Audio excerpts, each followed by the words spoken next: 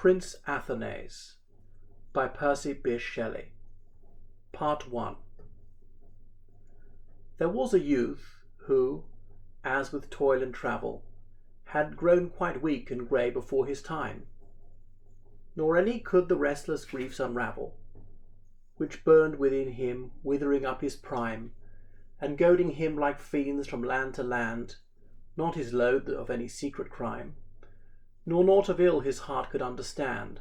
but pity and wild sorrow for the same, not his thirst for glory or command, baffled with blast of hope-consuming shame, nor evil joys which fire the vulgar beast, and quench in speedy smoke its feeble flame, had left within his soul their dark unrest.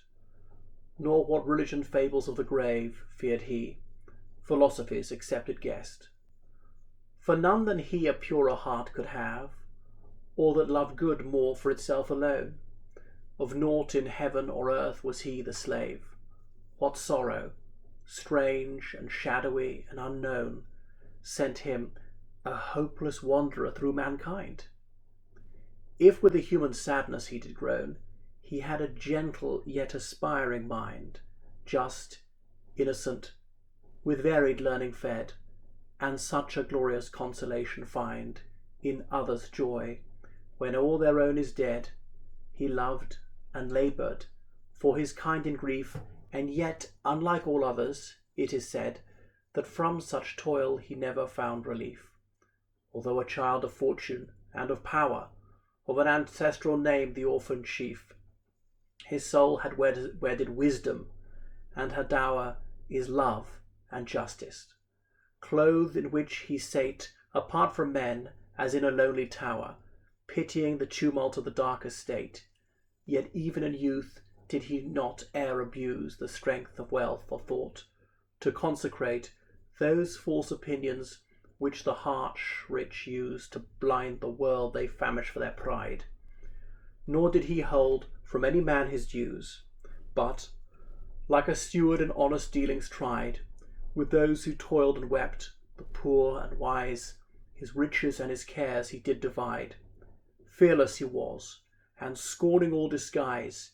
what he dared do or think, though men might start, he spoke with mild yet unaverted eyes. Liberal he was of soul and frank of heart, and to his many friends all loved him well, whate'er he knew or felt he would impart.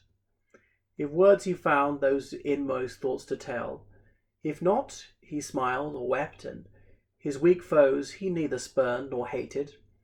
Though with fell and mortal hate their thousand voices rose,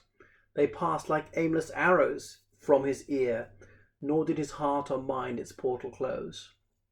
To those, or them, or any whom life's sphere may comprehend within its wide array, what sadness made that vernal spirit sear,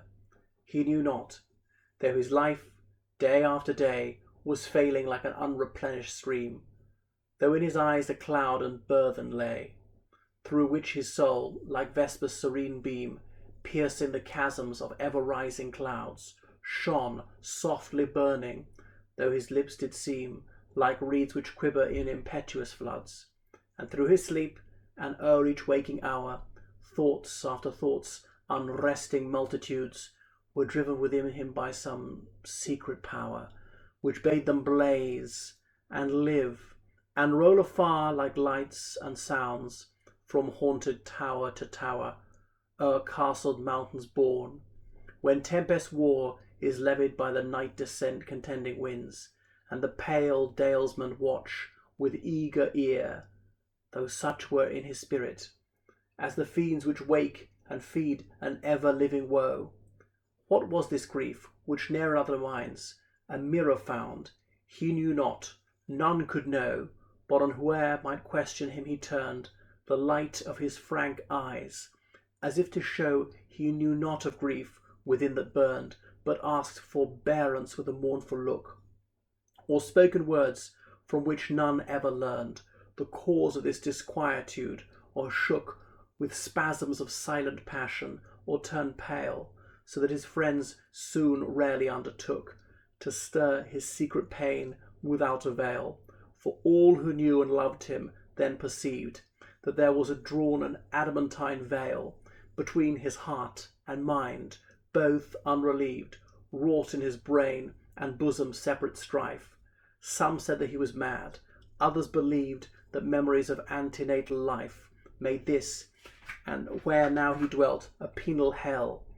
and others said that such mysterious grief from God's displeasure like a darkness fell on souls like his, which owned no higher law than love, love calm, steadfast, invincible, by mortal fear or supernatural awe, and others 'tis the shadow of a dream which the veiled eye of memory never saw, but through the soul's abyss, like some dark stream through shattered mines and caverns underground, rolls, shaking its foundations, and no beam of joy may rise,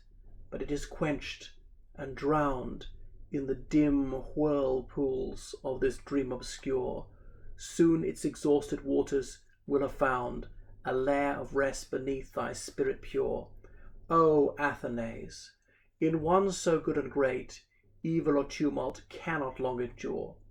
So spake they idly of another state, babbling vain words and fond philosophy. This was their consolation, such debate men held with one another. Nor did he, like one who labours with a human woe, decline this talk, as if its theme might be another, not himself. He to and fro questioned and canvassed it with subtlest wit, and none but those who loved him best could know. That which he knew not, how it galled and bit his weary mind, this converse vain and cold. For like an eyeless nightmare grief did sit upon his being, a snake which fold by fold pressed out the life of life, a clinging fiend, which clenched him if he stirred with deadlier hold. And so his grief remained, let it remain untold.